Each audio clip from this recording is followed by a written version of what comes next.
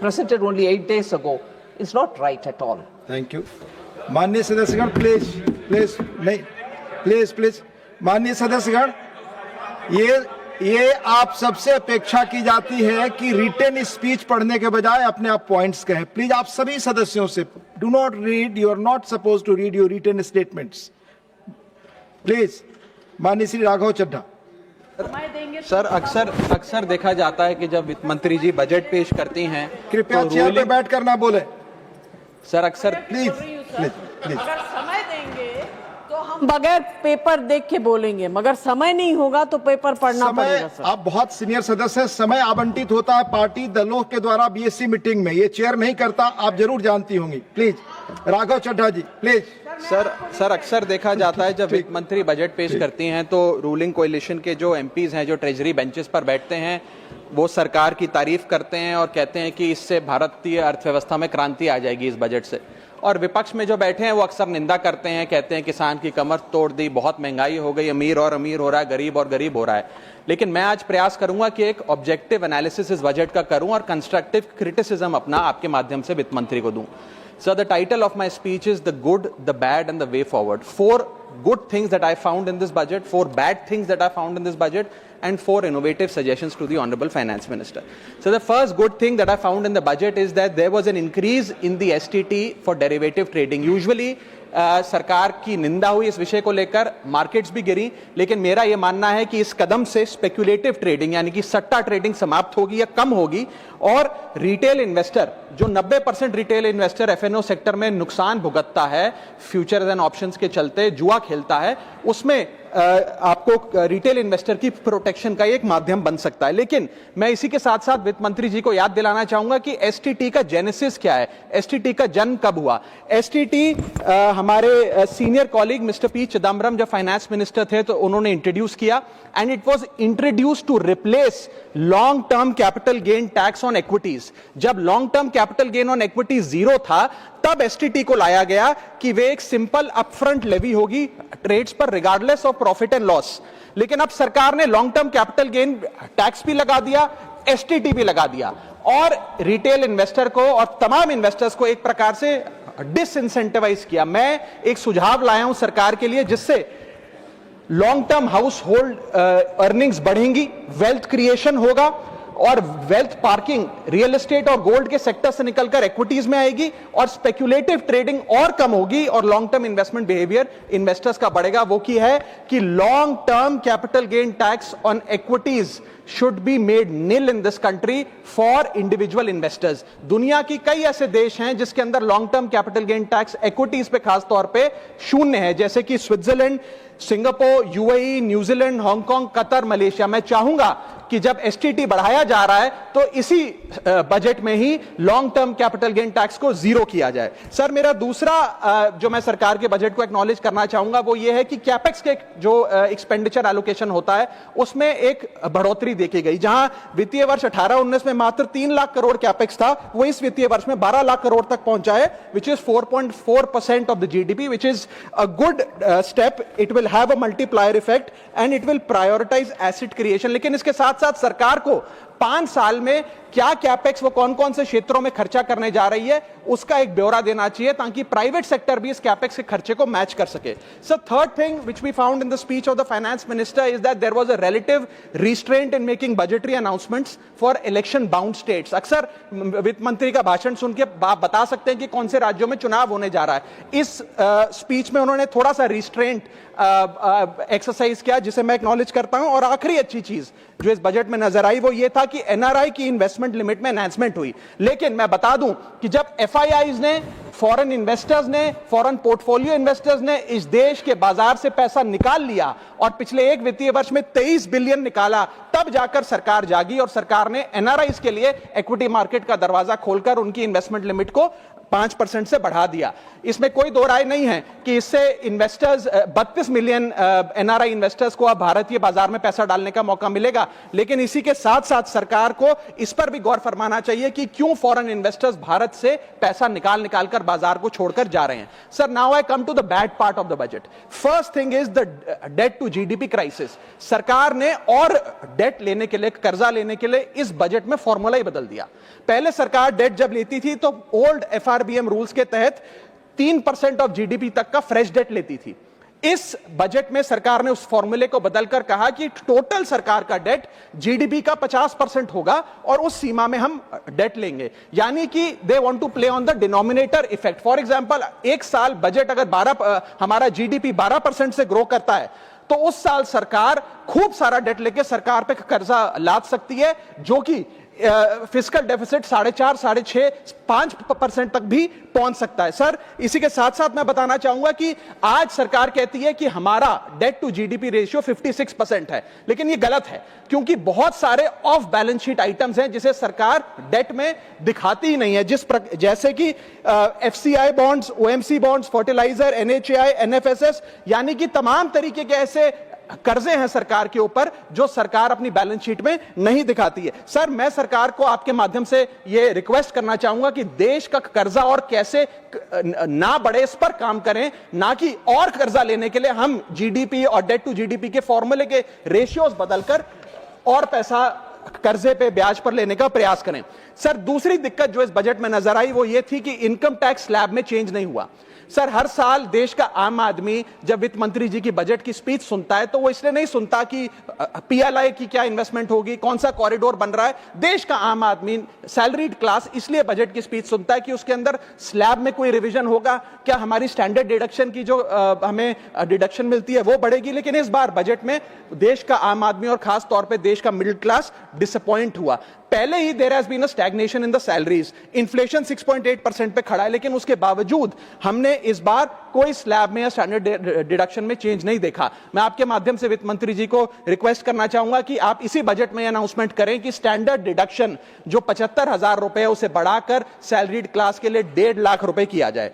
Sir, third problem that was there with the budget is that there was no relief for the middle class. Sir, after a very long time in India's history, the personal income tax collection was more than the corporate income tax collection. यानी कि individuals ने जो income tax भरा वो लगभग 11 लाख करोड़ के आसपास भरा, और कंपनियों ने, कॉर्पोरेट ने जो इनकम टैक्स भरा वो लगभग 9.8 लाख करोड़। यानी कि मैक्सिमम टैक्स आपको इंडिविजुअल्स के इनकम टैक्स से मिल रहा है, आप मिडिल क्लास वो टैक्स भर रहा है। आज वो दौर आ गया है कि हम मिडिल क्लास को अपलिफ्ट करें, मिडिल क्लास को पैम्पर करें, नहीं तो मिडिल क्लास एक सैंडविच की तरह रिच क्लास और पुअर क्लास में दबता चला जा रहा है। सर, राइजिंग कॉस्ट प्रेशर्स के चलते पिछले वित्तीय वर्ष में मिडिल क्लास ने देखा कि उसके एजुकेशन के खर्चे में 8% की बढ़ोतरी हुई, हेल्थ केयर 9% से महंगा हुआ, रेंट 7% से, फूड 6% से, ट्रांसपोर्ट 5% से।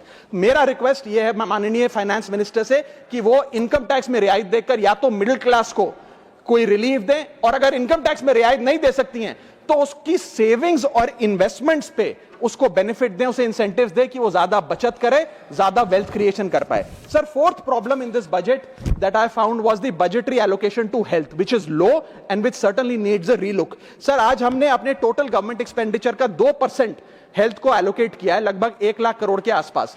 नेशनल हेल्थ पॉलिसी 2017 बताती है सर, और सरकार का ये अपना ऑब्जेक्टिव रहा है, गोल रहा है, that spending on public health should be 2.5% of GDP। आज हम 2026 में खड़े हैं, हमारी पब्लिक हेल्थ पे स्पेंडिंग मात्र 0.5% ऑफ जीडीपी। हम अपने लक्ष्य से कोसों मील दूर हैं। जहां यूएस में 18% ऑफ जीडीपी हेल्थ केयर पे खर्च होता है, यूके में 12%, जर्मनी में 13%, स्वीडन में, नेदरलैंड में, डेनमार्क में, जापान में, स्पेन में 10% ऑफ जीडीपी खर्च होता है, क्योंकि वो देश जानते हैं कि जान है तो जहान है। लेकिन हमारे देश में मात्र 0.5% ऑफ जीडीपी हम अपने हेल्थ पे खर्च करते हैं, और इसके चलते आलम यह है कि सरकारी अस्पताल में अगर आप चले जाइए, which is called the backbone of India's healthcare, वहां पर आपको पुरानी जर्जर बिल्डिंग मिलेंगी, मैसिवली अंडरस्टाफ्ड हॉस्पिटल मिलेगा, ओवरवर्क डॉक्टर मिलेंगे, पॉपुलेशन के हिसाब से बेड नहीं मिलेगा, जांच के लिए मशीनें नहीं हैं, दवाइयों की कमी है, और अगर इलाज की ऑपरेशन की डेट मिल भी जाए तो वो डेट इतनी दूर होती है तब तक मरीज चल बसता है. Sir, the reality is that Covid made us realise and it was a wake up call for India's public health infrastructure. And I want to ask the house today, are we prepared, God forbid, if there were to be another pandemic or another big sort of raging pandemic in this country? And the answer to that is no. और private अस्पतालों की sir हालात ये हैं कि अगर आज आपको प्राइवेट अस्पताल में इलाज करना पड़े तो आपको लोन लेना पड़ता है, अपने घर के गहने, अपना रियल एस्टेट एसेट बेचकर पता नहीं कितने हजारों लाखों लोग हर साल भारत में गरीबी रेखा के नीचे चले जाते हैं क्योंकि उन्हें एक हेल्थ इमरजेंसी के चलते प्राइवेट अस्पताल में इलाज कराना पड़ता है. सर, जैसे वन नेशन वन इलेक्शन इस देश में लागू किया जा रहा है, वन नेशन वन टैक्स की ओर हम बढ़ रहे हैं, वैसे ही one nation one medical treatment की ओर बढ़ना चाहिए. सबको नंबर 1 मेडिकल ट्रीटमेंट देश में मिले, ऐसी व्यवस्था बननी चाहिए. सर, मेरे 4 सुझाव जो आपके माध्यम से मैं वित्त मंत्री को देना चाहूंगा. पहला सुझाव है, put all land and property records of India on blockchain. एक blockchain based land registry ledger बनाइए. पहले 10 मेजर राज्यों शहरों से शुरू करिए, महानगरों से और टियर 2 सिटीज से. जिस लेजर में, जिस ब्लॉकचेन लेजर में हर रिकॉर्ड, हर सेल, हर म्यूटेशन, हर इनहेरिटेंस को एक डिजिटल रिकॉर्ड बुक में डाला जाएगा जो एक ब्लॉकचेन लेजर होगा, जो टाइम स्टैम्प्ड होगा, टेम्पर प्रूफ होगा, 100% ट्रांसपेरेंट होगा और रियल टाइम प्रॉपर्टी ट्रैकिंग आप उससे कर सकेंगे, जिसके चलते इंस्टेंट टाइटल वेरिफिकेशन होगा. आज सर हमारा जो रियल एस्टेट का लैंड एंड प्रॉपर्टी रिकॉर्ड का जो बाजार है उसमें अटर कियोस है. कियोस इसलिए है कि लोगों को रजिस्ट्रार के दफ्तर के बाहर धक्के लग रहे हैं, दलालों ने उन अफसरों पे पूरी तरीके से कब्जा किया हुआ है, प्रॉपर्टी टैक्स में चोरी होती है, सर्कल रेट को एक्सप्लॉइट करके कैश में प्रॉपर्टियां खरीदी जाती हैं, फर्जी कागज, कब्जे, टाइटल डिस्प्यूट, न जाने क्या क्या चल रहा है, जिसके चलते आज 66% of India civil disputes are land disputes. 45% of properties lack clear title in India. India ranks 133 out of 190 in property registration efficiency. 48% of our properties are under dispute and the average time taken by civil courts to resolve these disputes is 7 years. And 6.2 crore property documents are pending digitization. वो तहसीलदार के दफ्तर में पड़े या registrar के दफ्तर में, उनका डिजिटाइजेशन अभी तक नहीं हुआ. इन सारी बीमारियों का एक ही दवा है, that is national blockchain registry, जिसके चलते प्रॉपर्टी डिस्प्यूट समाप्त होंगे, मिडिल क्लास की वेल्थ अनलॉक होगी क्योंकि वे और ब्याज पे पैसा ले पाएंगे, प्रॉपर्टी टैक्स की कंप्लायंस बढ़ेगी और रीट्स जैसे इन्वेस्टमेंट व्हीकल्स को ब्लॉकचेन वेरीफाइड टाइटल मिलेंगे, उसमें भी बढ़ोतरी देखी जाएगी. इसी के साथ साथ सर दुनिया के कई देशों ने इसे लागू कर दिया है. स्वीडन में यह लागू है जहां पर एक दिन में आप प्रॉपर्टी का ट्रांजैक्शन कंप्लीट कर सकते हैं, वहां डिस्प्यूट रेट 2% है. जॉर्जिया में है जहां 3 दिन में प्रॉपर्टी का ट्रांजैक्शन खत्म हो जाता है, डिस्प्यूट रेट 1% है. और यूएई में है जहां 10 मिनट में आप अपनी प्रॉपर्टी खरीद बेच सकते हैं, वहां डिस्प्यूट रेट 1% से भी नीचे. और वहां हिंदुस्तान में प्रॉपर्टी बेचनी हो तो 2 से 6 महीने लगते हैं और 48% डिस्प्यूट रेट है. सर, मेरा दूसरा सुझाव है inflation linked salary revision act. Bharat में वेजेस को इंडेक्स करिए महंगाई से. वित्तीय वर्ष 18 से लेकर वित्तीय वर्ष 26 में हमने देखा कि real wages for the salaried class में 16% की गिरावट आई. ये गिरावट का मतलब इन सालों में जितनी महंगाई थी, जिस स्तर पे महंगाई बढ़ी उस स्तर पे वेजेस नहीं बढ़ी, जिसके चलते 16% की गिरावट रियल वेजेस में देखी गई. इसीलिए mandatory wage indexation formula is the need of the hour and the government must look at it. इसके चलते तमाम फॉर्मल सेक्टर्स में, corporate, shops, factories, gig workers, सबको इन्फ्लेशन इंडेक्स वेज हाइक मिलेगा. और सरकार के मुलाजिम को तो मिलता ही है, हर साल डियरनेस अलाउंस मिलता है, उसके बाद आप हर कुछ सालों में पे कमीशन लागू होता है. इससे आप 20 करोड़ आबादी, which is 45% of India's total workforce, आप उसे एड्रेस कर पाएंगे. सर, इसी के साथ साथ मैं बताना चाहता हूं कि दुनिया के कई देशों में यह पहले से ही लागू है. यूएस के अंदर COLA, cost of living adjustment system लागू है, जिसके अंदर एनुअल और ऑटोमेटिक रिवीजन होता है. जर्मनी के अंदर हर 18 से 24 महीने के अंदर महंगाई के अनुसार सैलरी बढ़ा दी जाती है. जापान के अंदर शिंटो मेथड यूज होता है जिसमें annual inflation index wage hike दी जाती है. और बेल्जियम में ऑटोमेटिक इंडेक्सेशन लॉ है जिसमें क्वार्टरली बेसिस पर एम्प्लॉइज की सैलरी बढ़ाई जाती है. Sir, India is one of the only countries in major economies where 85% of our formal workforce has zero statutory inflation protection. We are at the mercy of the employer discretion and our own negotiation power to raise our salaries. इसके साथ साथ मुझे लगता है लगता है कि एक minimum increase based on inflation होना चाहिए। मेरा थर्ड सुझाव माननीय वित्त मंत्री जी को रहेगा कि स्टेट कैपिटल एक्सपेंडिचर की matching grant, matching funding centre दे, यानी कि हर 1 रुपया जो राज्य की सरकार कैपेक्स पे, कैपिटल एक्सपेंडिचर पे, एसेट क्रिएशन पे खर्च करती है, उसकी मैचिंग ग्रांट 1 रुपया केंद्र द्वारा राज्यों को दिया जाना चाहिए, not as loan but as a grant.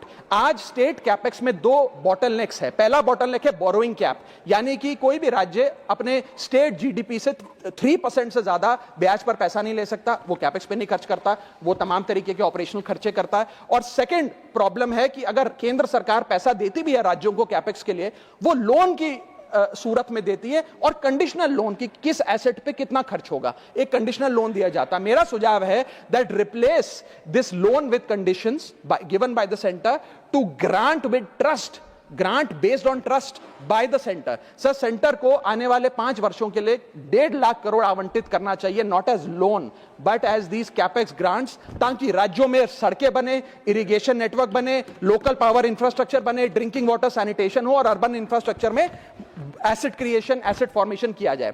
As not as loan, not on interest, not with principal and with no conditionality. अगर ऐसा होता है तो सबसे पहले तो स्टेट की बैलेंस शीट में this grant will not sit as debt, state की बैलेंस शीट सुंदर होगी, बेहतर होगी। दूसरा, खुलकर राज्य कैपेक्स पर खर्च कर पाएंगे। Third, it will be a high growth and a high job creator, एक ग्रोथ मल्टीप्लायर और जॉब क्रिएटर के तौर पे इसका इस्तेमाल होगा, क्योंकि हर 1 रुपया जो आप कैपेक्स पे खर्च करते हैं उससे भारत का जीडीपी 2 से 3 रुपए बढ़ता है in a span of 3 to 5 years। Cooperative federalism मजबूत होगा, और साथ ही साथ states will become builders and not borrowers in the eyes of the centre.